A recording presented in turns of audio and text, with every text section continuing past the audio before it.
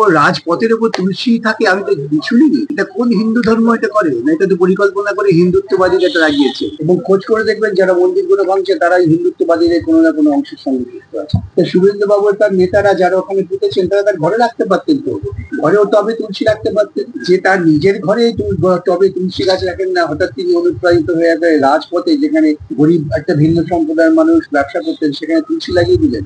মহেশতলা কাণ্ডে আমরা দেখলাম যে যেসব হিন্দুরা নিজেদের দোকান বিপর্যস্ত হলো যাদের তারা দাবি করছে যে এখানে মুসলিম রোহিঙ্গাদের উৎপাত বেড়ে যাচ্ছে। এটা একটু পরিকল্পনা ছিল, তা না হলে আমরা তো ছেলেবেলা থেকে ছেলেতে একটা ধর্মপ্রাণ পরিবারে তো আমার জন্ম, আপনাদের সকলে ধর্মপ্রাণ পরিবারে জন্ম। আমরা দেখতাম তো তুলসী হচ্ছে বাড়ির লাগোয়া, তুলসী তলা, রাজপ্রাসাদের উপর রাজপথের উপর তুলসী থাকে আমি তো শুনিনি। এটা কোন হিন্দু ধর্ম এটা করে না? এটা তো পরিকল্পনা করে হিন্দুত্ববাদীরা এটা লাগিয়েছে। কেন ওইটা মুসলিম প্রধান অঞ্চল, গরিব মানুষ সেখানে ব্যবসা করেন, ওটা তাদের বিরুদ্ধে একটা ক্ষোভ তৈরি করো, তাদের বিরুদ্ধে একটা চক্রান্ত করে দাঙ্গা করো, তাদের সেখান থেকে বাস্তুচ্যুত করো, এটাই আরএসএস এর পরিকল্পনা, এটাই করছে।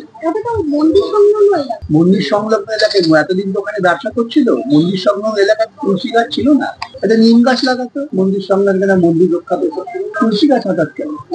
হিন্দুদের একটা তাই তো, তাহলে একটু আধ্যাত্মিক হিন্দুরা তুলসী গাছ কখনো রাজপথে ওঠে না, আমি জীবনে দেখিনি। তুলসী গাছটা ঘরের প্রাঙ্গণে। শুভেন্দু বাবু তার নেতারা যারা ওখানে পুঁতেছেন তারা তার ঘরে রাখতে পারতেন, তো ঘরেও টবে তুলসী রাখতে পারতেন। যে তার নিজের ঘরে টবে তুলসী গাছ রাখেন না, হঠাৎ তিনি অনুপ্রাণিত হয়ে গেলে রাজপথে যেখানে গরিব একটা ভিন্ন সম্প্রদায়ের মানুষ ব্যবসা করতেন সেখানে তুলসী লাগিয়ে দিলেন।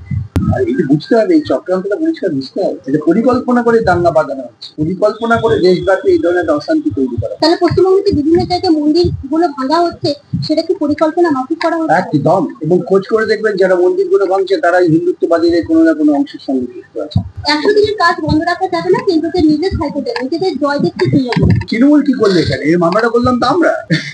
এখানে মামলাটা আমরা কবে থেকে করছি, শেষ পর্যন্ত হাইকোর্ট আজকে রায় দিয়েছে যে কাজ শুরু করতে হবে। তৃণমূল তো নাটক টাটক করে রাজঘাটে গিয়ে কি সব করলেন, ওদের যুবনেতা নাচানাচি করলেন। আমরা তো কবে থেকেই বলছি তৃণমূল যদি সত্যি সত্যি চায় তবে হাইকোর্টে এসে তাদের করা উচিত। হাইকোর্টে তৃণমূল মামলা করেনি, আপনারা অর্ডারটা শিখতে দেখবেন, সে অর্ডার মামলাটা আমরাই করেছি।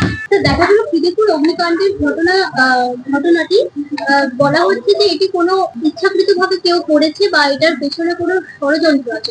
ওখানকার যারা ব্যবসায়ী তারা কিন্তু যারা ব্যবসা করছেন, যারা ক্ষতিগ্রস্ত, তারা যদি মনে করেন এর পেছনে কোনো ষড়যন্ত্র আছে, তাদের সেই ভাবনাকে তো একেবারে উড়িয়ে দেওয়া যায় না। নিশ্চয়ই এর পেছনে কোনো একটা বড় পরিকল্পনা আছে। মনে রাখতে হবে যে আলিপুরে ওইসব অঞ্চলে জমির দাম অনেক। মমতা এখন জেল তুলে দিয়ে সেই জমি রিয়েল এস্টেটে দিচ্ছেন, চিড়িয়াখানার জমি বিক্রি করছেন রিয়েল এস্টেটের জন্য। চিড়িয়াখানার লাগোয়াই হচ্ছে আলফানগঞ্জ, সেই মার্কেটটাকে যদি পুড়িয়ে দিয়ে জমিটাকে রিয়েল এস্টেট তুলে দেওয়া যায়, মলটল হবে, তৃণমূলীদের আবার কাটমানি উপার্জনের রাস্তা হবে। এটা ব্যবসায়ীরা যদি বুঝে থাকেন, দেরিতে বুঝলেও ঠিকঠাক বুঝেছে, এবং তাদের এই বোঝাটাকে তারা সংগঠিত হয়ে এই ষড়যন্ত্রের বিরুদ্ধে রুখে দাঁড়াবেন, এটাই না থাকে। তদন্তে কি আসল কারণটা উঠে আসবে বলে আপনার মনে হয়? আজ পর্যন্ত যেখানে একটা বড় বিপর্যয় হয়েছে ভারতবর্ষে, পরবর্তীকালে যেসব রাজ্যের সরকারগুলো বিজেপি বা বিজেপি অনুসারী সরকার আছে, তারা কোনো তদন্তের কোনো সত্য প্রকাশ করেছেন? আপনি কি পুলওয়ামা তদন্তে জানতে পেরেছেন? পাহেলগাঁওয়ের ঘটনার তদন্তে জানতে পেরেছেন? সুতরাং আপনি যে অরফানগঞ্জ মার্কেটে আগুন লেগে পড়ল, আপনি তার তদন্তের ফল প্রকাশের আশা করেন? না।